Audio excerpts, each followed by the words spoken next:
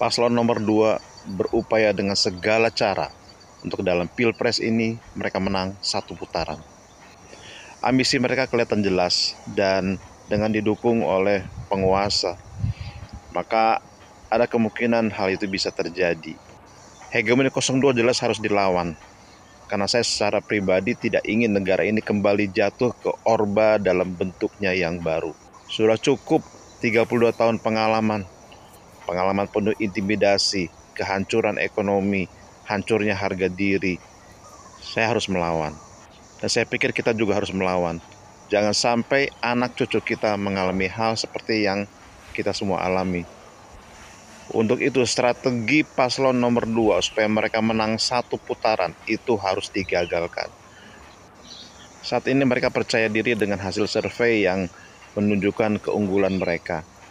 Kita harus pahami ya, paslon nomor 2 ini mereka punya kekuatan yang luar biasa. Bukan hanya mereka memiliki kekuatan netizen mereka, tetapi lebih dari itu. Ada dua kekuatan lain yang mereka miliki yang tidak dimiliki atau sangat sedikit dimiliki oleh pendukung paslon nomor 1 dan 3. Yang mereka miliki, guys, ada dua. Yaitu pertama, uang, dan kedua, kekuasaan. Kita bisa membayangkan kekuatan yang kita hadapi ini bukan main-main. Karena itulah, kalau boleh pada kesempatan ini saya meminta pada pendukung paslon 1 dan 3, kita adalah pendukung yang dibully oleh paslon nomor 2 dengan pendukungnya. Kita dibully, kita dihajar habis-habisan, dan kita perlu melawan. Saat ini tolong hentikan pertikaian, saling menjatuhkan antara 1 dan 3. Jangan lagi lakukan seperti itu. Sekarang kita harus ingat ya, bahwa survei Litbang Kompas itu menyebutkan ada 28% pemilih yang ambigu, yang belum menentukan pilihannya. Karena itu jangan sampai pemilih ambigu ini jatuh ke paslon nomor 2. Untuk itu tolong para pendukung 1 dan 3, kalau boleh saya sarankan hentikan perbedaan paham, jangan saling menjelek-jelekan. Kalau itu berpindah dari 1 ke 3, 3 ke 1, nggak masalah. Tetapi bagaimana kalau seandainya pindahnya adalah ke paslon nomor 2? Itu bencana besar namanya. Dari 1 pindah ke 3, 3 ke 1 bagi saya tidak masalah. Yang dikhawatirkan ialah kalau pindah ke nomor 2. Kalau itu terjadi, maka sukseslah rencana paslon nomor 2 untuk menang dalam satu putaran. Kita harus jadikan Pilpres ini berjalan 2 putaran. Karena dengan berjalan 2 putaran, logistik mereka pun bisa terkuras habis.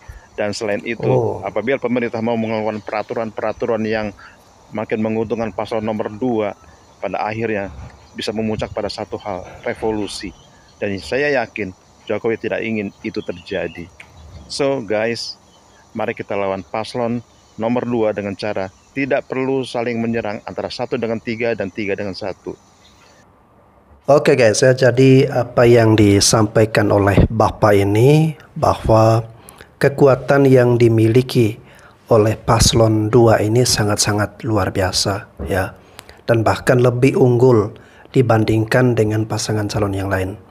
Dan ada kekuatan besar ya, dua kekuatan utama, yakni kekuasaan ya, yang berikutnya adalah uang ya, dan ini sangat kuat dan sangat powerful berada di pasangan 02. Nah, Bapak ini menganjurkan agar para pendukung 01 dan 03 ya, untuk sama-sama jangan lagi saling bertikai ya, tetapi bersatu padu dan melawan dengan cara ya, jangan membiarkan pasangan nomor urut 2 menang satu putaran ya. Melawan di sini bukan dalam arti kita saling berantem ya, gontok-gontokan atau adu jotos, bukan seperti itu guys ya. Melawan dalam arti memenangi pertarungan Pilpres guys ya. Oke, kita lanjut ke netizen yang lain berikut ini. Merdeka, salam demokrasi, salam 3 jari, metal, menang total. PD Perjuangan, yes. Ganjar Mahfud, the best. PD Perjuangan tuh tidak akan pernah mundur. Jangan mau bikin takut Banteng. Banteng tidak pernah takut. Teman-teman, saya sendiri mau ketawa karena saya mulut merah. Saya makan pinang. Ya marah ya. Saya mau lanjut. Mas Ganjar, Pak Mahfud, rakyat di belakang kamu dua. Bisa lihat toh Mas Ganjar turun di mana saja, masyarakat membludak. Dan untuk Mas Gibran, jangan takut. Laki-laki mau debat publik. Tidak usah suruh Bapak lagi untuk kasih tahu KPU untuk hapus itu debat publik. Cukup Bapak bikin kacau di Mahkamah Konstitusi sana. Satu kali langgar tuh sudah, jangan ulang-ulang lagi. KPU juga jangan mau ikut-ikut. KPU di Jakarta sana, negara ini bukan kampung nenek moyang punya. Para pendahulu yang berjuang untuk semua sekarang bisa nikmati ini, mereka berjuang dengan darah dan air mata. Baru sekarang semua nikmati. Jadi stop sudah. Bikin rusak semua aturan yang ada. Kalau KPU mau ikut-ikutan lagi, atau kalau Gibran Bapak masih mau campur-campur lagi, sudah. Lantik dua saja. Bapak Jokowi, kok lantik itu saja. Prabowo dan Gibran, lantik dua jadi presiden sudah. Pak siapa? Pak Muhaimin ke Pak siapa ini? Siapa? Calon presiden yang nomor urut 1 nih. Dengan nomor urut 3, Mas Ganjar. Sudah. Kamu mengalah saja. Karena Bapak Jokowi diatur semua, jadi tinggal diatur sudah. Dan tidak usah ada, ini lagi tuh pencoblosan. Tidak usah pemilu capek-capek. Main-main uang saja baru atur semua tuh. Don't takut kalah toh. Mati menang sampai bikin jalan di atas aturan sampai. Minta maaf saya bicara ikut sapu logat Papua. Ingat PD Perjuangan itu petarung. PD Perjuangan itu petarung. Banteng kalau diganggu dia tambah Oke, untuk semua kader PD Perjuangan, yes. Mas Ganjar, yes. PD Perjuangan, yes. Menang total.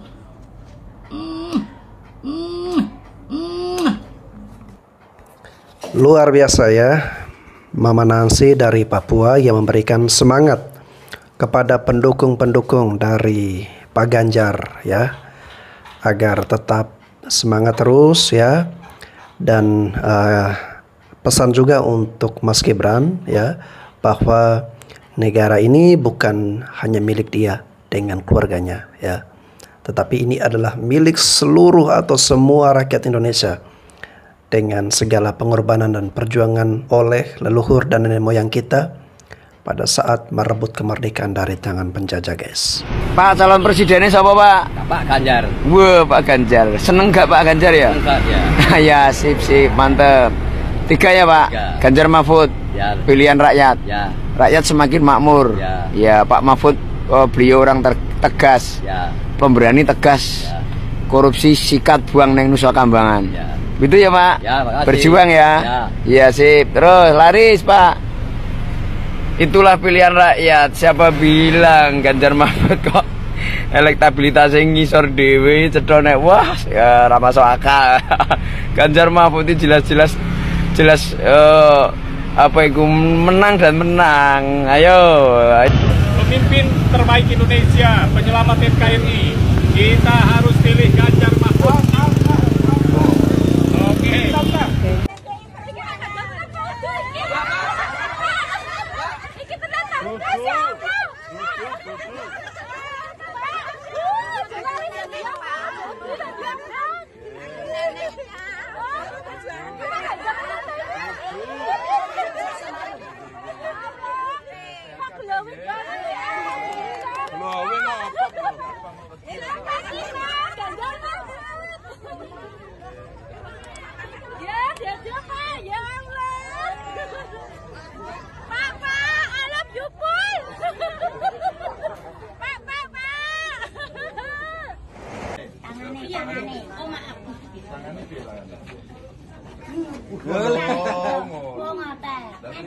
Nah, kula dereng ngerti Gini, Mbok. Gini. Ayo kula jenengan jenengan. Sasaran kula temriko kula golek jenengan. Golek iku lho. Ya eneng apa iki nang apa? Eneng apa? Pak Ganjar tindak mriki sesuk nek presiden ngoten. Lah kula dagangan kula kok tinggal. Kenapa harus memilih Prabowo Gibran? Ya karena Pak Prabowo sangat kaya. Uangnya triliunan. Jadi tidak mungkin beliau akan korupsi. Beliau tulus mengabdi. Bukan untuk memperkaya diri. Pak Prabowo juga punya partai sendiri. Beliau pendiri sekaligus ketua umumnya. Jadi sangat tidak mungkin kalau beliau bisa disetir-setir. Pak Prabowo juga sukses membesarkan banyak tokoh seperti Pak Jokowi, Pak Anies Baswedan, Pak Ridwan Kamil, Pak Ahok, dan yang lain-lain. Pak Prabowo ini ahlinya ikhlas. Sedangkan Mas Gibran ini anak dari presiden yang paling dicintai oleh rakyatnya. Seperti pepatah mengatakan, buah jatuh tidak jauh dari pohonnya. Itulah Mas Gibran. Mas Gibran pasti mewakili kehebatan kepemimpinan Pak Jokowi. Ya kan? Lalu apalagi yang harus diragukan untuk memilih Prabowo Gibran? Hah? Ada yang bisa jawab? Ayo jawab. Oke, saya jawab ya Bang. Tadi Anda mengatakan bahwa kenapa harus memilih Pak Prabowo dan Mas Gibran ya? Karena alasan yang paling utama yang Anda sampaikan, Pak Prabowo sudah kaya ya. Jadi dengan kekayaan itu dianggap bahwa beliau tidak lagi mencari kekayaan ya. Dan ketika menjabat sebagai pemimpin, beliau akan menjadi pemimpin yang paling tulus dan paling ikhlas ya. Kata siapa guys? Ya, tidak ada yang tahu seperti apa yang terjadi ke depannya. Ya, bisa saja dengan kekayaan yang ada saat ini belum cukup, sehingga dengan kekuasaan nanti yang dimiliki sebagai orang nomor 1 di Indonesia, malah ingin membuat tambah kaya ya. Karena dalam beberapa pernyataan ya, Pak Prabowo pernah mengeluarkan pernyataan seperti ini guys ya, bahwa usahanya itu mandek ya, karena sudah lama tidak berkuasa, 10 tahun tidak berkuasa. Nah ini kan bisa diambil suatu kesimpulan bahwa jangan-jangan beliau nanti ketika terpilih ya, fokusnya itu bukan untuk bangsa dan negara ini, tetapi bagaimana fokus ke usahanya, bisnisnya ya, kekayaannya. Nah ini yang kita khawatirkan. Aku kalau sama Pak Prabowo sama Gibran tuh aku udah nggak heran lagi gitu. Cuma aku agak heran gitu sama pendukungnya Pak Prabowo, apalagi pendukungnya Gibran. Kok bisa gitu? Dia ditanyain kan, apa sih kiat sukses dari ya dia, semua orang tahu lah dia bakal jadi calon wakil presiden. Apa sih kiat sukses untuk dia bilang cukup rajin belajar, ya udah nurut aja sama kiai. Udah itu aja. Emang sih nggak salah apa yang disampaikan tuh benar. Cuma kok bisa gitu loh.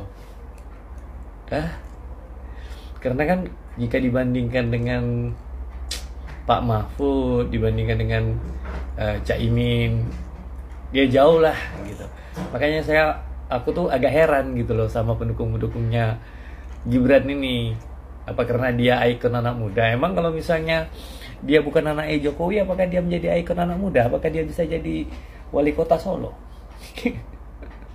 Jadi kok bisa gitu loh, kok kalian bisa gitu jadi pendukung Gibran? Mohon maaf nih, aku juga pengen gitu loh, pengen tahu kok bisa kalian mendukung Gibran gitu. Kalau misalnya masuk di pikiranku, serius, aku bakal dukung Gibran. Tara Mak Jreng, kalau ada serangan di media sosial gak perlu ditanggapi, gak perlu fitnah dibalas dengan fitnah. Gak ada yang nyerang dengan fitnah ya. Semuanya fakta. Melanggar konstitusi, fakta. Pamannya ketua MK, fakta. Bapaknya presiden, fakta. Masih belum berpengalaman, fakta. Ya. Terus capres yang didukung kalah 3 kali, fakta ya. Terus capresnya yang katanya gemoy aslinya emosian sampai bilang ndasmu, yang dianalogikan itu bahasanya orang Banyumas, ternyata bukan, itu fakta ya. Yang fitnah itu cuma satu, yang untuk ibu hamil katanya asam sulfat, itu fitnah itu ya. Faktanya harusnya dikasih asam folat, itu fakta ya. Tara Pak. Untuk Pak Ganjar, belakangan ini beta lihat Anda makin hari makin blunder. Untuk Siwa yang sangat pintar ngomong dari timur, mantap. Mantap wah Siwa. Saya juga pendukung Pak Jokowi 2 periode dan 2 kali mengalahkan Prabowo. Ingat, Pak Jokowi nanti hanyalah sebagai mantan presiden dan Prabowo bukan siapa-siapa. Gibran itu bukan Pak Jokowi, bro. Tetap semangat para pejuang Pak Ganjar. Salam demokrasi. Satset. Gilur. Satset Pak Ganjar. Tetap semangat pejuang Pak Ganjar. Untuk pendukung 01 dan 03, mulai sekarang cukup promosikan calon Anda masing-masing agar dipilih. Tak perlu saling menyerang antara 01 dan 03. Kenapa?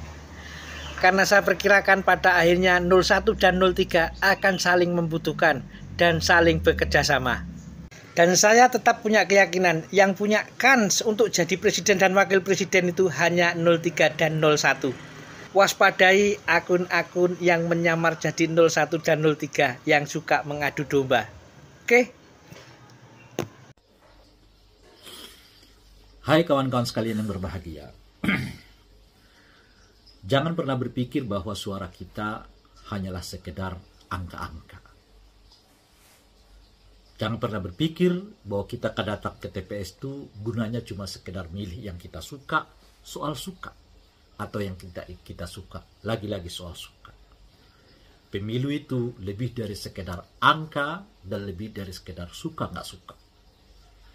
Tapi ia juga bagian dari pewajantahan dari sikap politik kita, nilai yang kita anut, ideologi yang kita pegang, dan visi yang sedang kita perjuangkan bersama. Oleh karena itu, jangan terpengaruh pada keinginan untuk menyatakan pilih saja yang populer. Tidak. Pilih saja yang akan pasti menang. Tidak. Begitu Anda datang ke TPS, menggunakan hak pilih, memberikan hak pilihmu, saat yang bersamaan Anda menjelaskan di mana sikap politikmu. Apakah Anda setuju misalnya dengan korupsi? Apakah Anda setuju misalnya dengan nepotisme? Apakah Anda setuju misalnya dengan dinasti? Apakah Anda setuju dengan demokrasi? Apakah Anda setuju dengan moral dan etik berbangsa dan bernegara? Itulah yang Anda sedang pertaruhkan di dalam pelaksanaan pemilu ini. Nah, oleh karena itu, wujud dari semua visi kita, ideologi kita, pandangan kita, nilai kita, terdapat pada siapa yang Anda pilih, yang Anda yakini mewakili seluruh kehidupan Anda, bukan hanya sekedar perut, tapi juga isi otak, isi kepala di dalam perhelatan pelaksanaan pemilu itu. Anda, yang Anda jagokan, boleh saja tidak mendapatkan suara banyak, tapi pilihan Anda tetap bernilai, karena itu menunjukkan siapa dirimu. Dan oleh karena itu, semua pemilih yang memilih para calon mereka berdasarkan pandangan dirinya, ideologinya, visi misinya, sikap politiknya, yang sebut saja misalnya menyatakan menolak dinasti politik, menolak kembalinya nepotisme, menolak republik dikelola secara sewenang-wenang oleh kaum oligarki, oleh kaum kolutif. Anda adalah pemenangnya. Ingat, Anda adalah pemenang dari suara yang Anda masukkan ke kotak suara jika Anda memilih berdasarkan ideologi, prinsip hidup, sikap hidup, pandangan dan nilai Anda terhadap bangsa dan negara ini. Terima kasih. Halo teman-teman, semua sehat ya? Nah, aku lagi nunggu pesawat ke Palu, tapi ini urusan lain. Nah, saya pengen share terkait mengapa penting teman-teman perempuan bergerak. Jadi minggu lalu saya ke Tasik, ke Garut dan Cirebon ya. Baru semalam baru kemarin malam saya sampai. Nah, ini saya menemukan kekuatan yang luar biasa pada perempuan-perempuan di akar rumput yang menjadi juru kampanyenya Ganjar Mahfud. Jangan salah, definisi juru kampanye itu adalah orang-orang yang memang mau mengkampanyekan tentang Ganjar dan Mahfud. Jadi mereka bukanlah orang-orang yang ada di list panjangnya TPN, tetapi kalian semua yang merasa memilih dan sudah yakin memilih Ganjar Mahfud, kalianlah adalah juru kampanye yang sangat potensial. Dan saya menyambangi Tasik, Garut, dan Cirebon, saya menemukan juru kampanye yang sangat penting. Mereka telah banyak melakukan upaya door to door dan sebagainya. Jadi sebenarnya kehadiran saya lebih banyak memperkuat visi dan misi dan program-program yang dibawa oleh Ganjar dan Mahfud. Nah, satu hal yang ingin saya sampaikan, ada beberapa catatan saya terkait dengan juru kampanye. Yang pertama adalah pentingnya juru kampanye memahami tentang visi dan misi Ganjar Mahfud, terutama program-program andalan Ganjar Mahfud yang itu bersentuhan dengan kehidupan perempuan dan kehidupan banyak kelompok ya. Apalagi kalau kalian juru kampanye perempuan, penting kalian untuk selalu merelevansikan antara apa yang sekarang ini menjadi masalah dengan apa yang menjadi janji dari Ganjar Mahfud. Nah, teman-teman perempuan harus membaca. Yang kedua, kekuatan perempuan itu adalah keluasan dia, fleksibilitas dia, luas dalam rangka mempengaruhi orang lain. Maka itu harus dipakai. Karena rugi kalau itu nggak dipakai. Meskipun Anda hanya hafal ya tentang KTP Sakti, ya, satu keluarga miskin satu sarjana, misalnya 15 juta PKH, penerima PKH dan 17 juta lapangan pekerjaan, tetap itu harus disampaikan. Gunanya apa? Gunanya agar kampanye kita semua mengandung substansi. Jadi bukan hanya sekedar Pak Ganjar orang baik, Pak Ganjar orang ramah, tapi penting untuk menyampaikan program-program yang ada di dalam buku visi dan misi. Caranya gimana? Google aja, di sana ada visi dan misi. Nah, itu yang disampaikan kepada publik, gitu, agar orang yakin dan bertambah yakin. Yang ketiga yang penting buat juru kampanye semuanya adalah etika untuk melindungi anak ya, karena ada sejumlah kalau nggak salah 15 temuan KPAI, Komisi Perlindungan Anak Indonesia, terkait dengan keterlibatan anak dalam berbagai macam hal di kampanye itu dianggap melanggar hak anak. Jadi pendukung Gama semua mohon anak tidak dipakaikan atribut. Anak kalau bisa tidak usah di bawah dalam kampanye yang terbuka. Kalaupun di bawah harus ada daycare agar anak selamat ya. Karena kejadian pernah ada seorang anak meninggal, itu sangat tidak tepat. Kemudian yang lain adalah anak dilibatkan dalam atraksi kampanye dan sebagainya, atau dipakai untuk atau dipakaikan atribut dan sebagainya. Jadi saya menghimbau kepada teman-teman, yuk kita jaga bersama kalau Ganjar Mahfud itu komit kepada etika berdemokrasi, gitu ya. Selamat istirahat dan besok selamat kampanye lagi. Ciao. Makin kesini makin kesono, pendukung-pendukung sebelah makin nggak tentu arah, kurang canggih.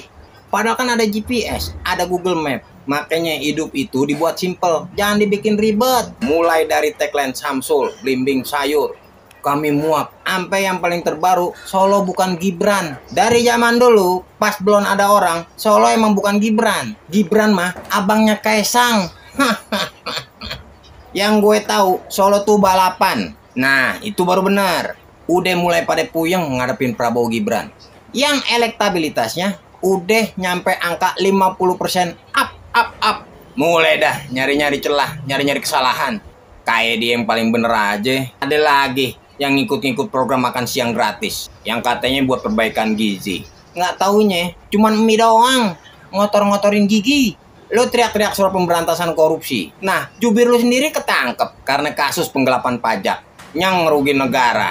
Apa ini yang namanya perubahan? Kalau emang mau perubahan, mulai aja dari diri sendiri dulu. Mulai aja dari circle lo dulu.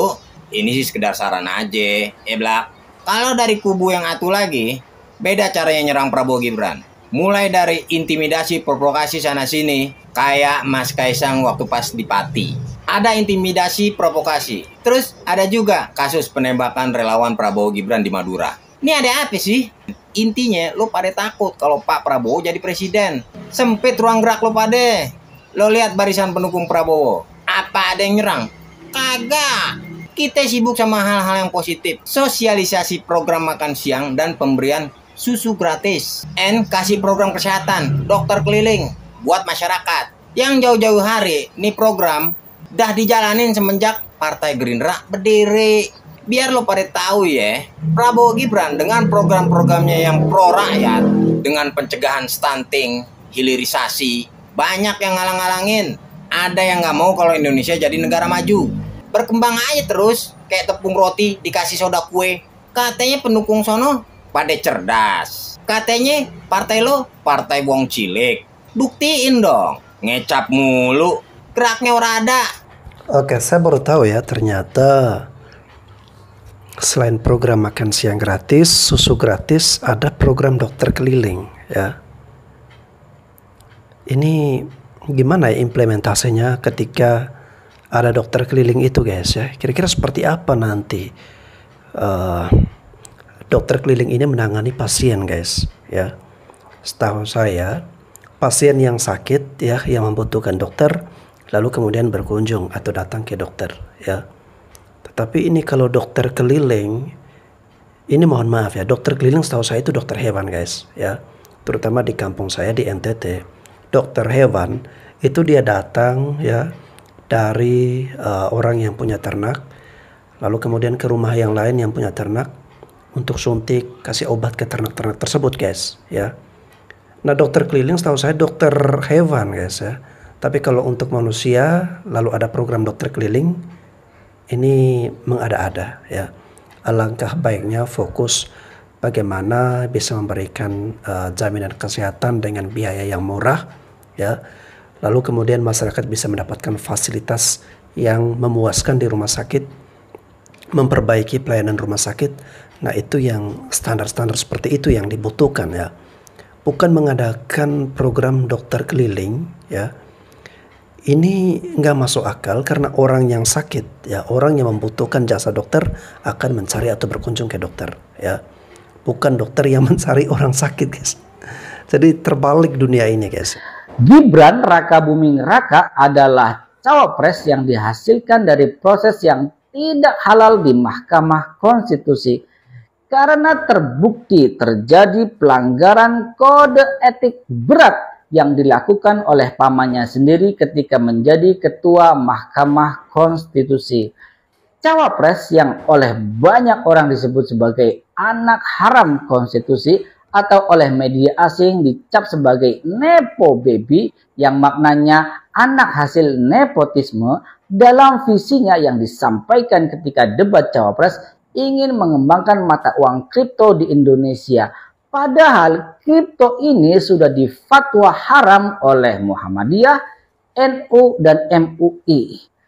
Kripto selain melanggar hukum agama, hukum syariah, juga melanggar undang-undang negara terkait mata uang, juga melanggar peraturan Bank Indonesia terkait mata uang yang digunakan selain rupiah.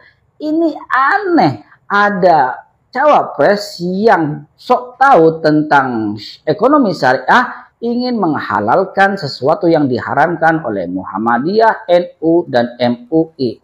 Tapi tidak aneh produk haram menghalalkan sesuatu yang haram. Ya, terserah pendukungnya mau ngomong apa. Ya, ini produk gagal yang tidak boleh dipilih. Dia menabrak MK, sekarang akan menabrak undang-undang dan hukum agama. Al-halalu bayin wal haramu bayin. Pilihlah yang jelas, bukan yang seperti ini. Oke guys, ya tidak terasa sebentar lagi sudah mau mendekati tanggal 14 Februari guys ya. Nah, siapakah nanti yang akan teman-teman di sini pilih guys ya? Apakah kalian akan mempercayakan bangsa dan negara kita ini kepada tangan seorang Prabowo Subianto dan seorang anak presiden bernama Gibran, ataukah kepada Pak Anies dan Caimin, ataukah kepada Pak Ganjar dan Pak Mahfud ya?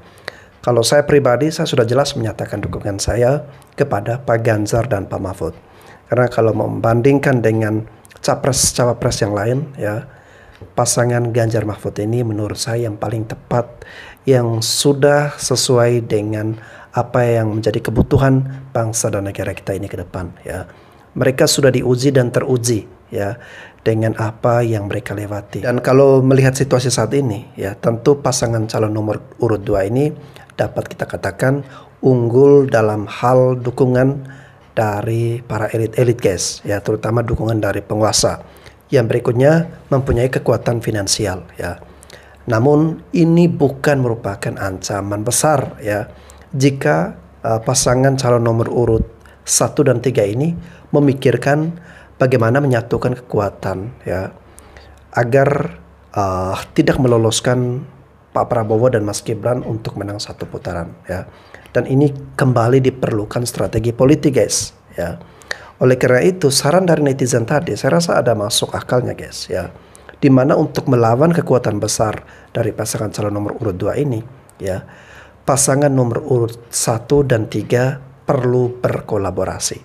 Tetapi kita masih menunggu bagaimana dinamika dan perkembangan politik ke depan ya. Apakah Pak Anies dan Pak Ganjar ini bisa berkolaborasi, ataukah malah ketiga pasangan calon presiden dan juga wakil presiden ini tetap dengan pendirian dan komitmennya masing-masing guys ya. Nah, ini semakin menarik dan semakin seru. Kita doakan guys ya, semoga yang terpilih nanti ya adalah pemimpin yang benar-benar amanah, pemimpin yang mampu menjalankan roda pemerintahan dengan baik dan benar, pemimpin yang mampu membawa bangsa dan negara kita ini untuk lebih maju lagi, untuk lebih sejahtera lagi, dan menjadikan bangsa dan negara kita ini sebagai negara yang hebat ya, sebagai negara yang dipandang luar biasa oleh negara-negara luar guys. Oke teman-teman, terima kasih sudah menyaksikan video reaksi sampai sejauh ini. Saya Bastian Sebo, sampai jumpa lagi di konten-konten saya selanjutnya.